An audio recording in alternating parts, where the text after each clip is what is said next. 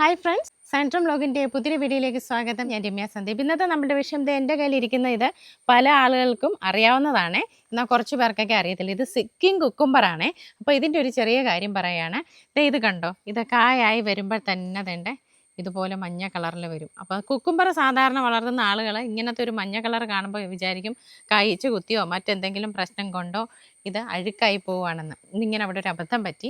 ഇത് ഉണ്ടായ സമയത്ത് ഇത് നല്ല വെള്ള കളറിലായിരുന്നു, നമ്മുടെ സ്നോ വൈറ്റ് കുക്കുംബർ പോലെയായിരുന്നു. അപ്പോൾ അമ്മ വിചാരിച്ചു ഇത് ചീത്തയായി പോയതാണെന്ന് വിചാരിച്ച് കട്ട് ചെയ്ത് പിന്നെ എന്നെ കൊണ്ട് കാണിച്ചതേ. അപ്പോഴത്തേക്കും ഇത് നമ്മുടെ ഇപ്രാവശ്യത്തെ ആദ്യത്തെ സിക്കിങ് കുക്കുംബറിൻ്റെ ആദ്യത്തെ വിളവായിരുന്നു ഇത്. ഇതിൻ്റെ കളർ ഇങ്ങനെയാണ്. ഇതിൻ്റെ ആദ്യം ഒരു നല്ല പ്യുവർ വൈറ്റിൽ വരും, പിന്നെ അതിലിങ്ങനെ കളർ ചേഞ്ച് ചെയ്ത് വരും. ലാസ്റ്റിൽ അതിൻ്റെ ഇതാണ് മൊത്തം കളറും വരുന്നത്.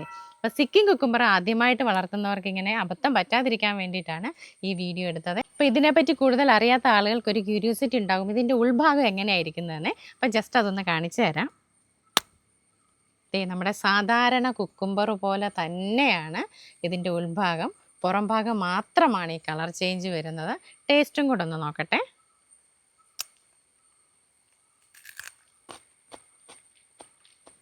നമ്മുടെ സാധാരണ കുക്കുംബറിൻ്റെ ടേസ്റ്റാണ്. സമ്മർ കുക്കുംബർ, ഗ്രീൻ കുക്കുംബറിൻ്റെ ഒക്കെ ടേസ്റ്റ് തന്നെയാണ് ഇതിനും വരുന്നത്. അപ്പോൾ നമ്മളുടെ കയ്യിൽ ഈ സിക്കിങ് കുക്കുംബറിൻ്റെ വിത്തുണ്ട്. ഇതുപോലെ 15-ലധികം വെറൈറ്റി ആയിട്ടുള്ള കുക്കുംബറിൻ്റെ വിത്തുകളെല്ലാം ഉണ്ട് കേട്ടോ.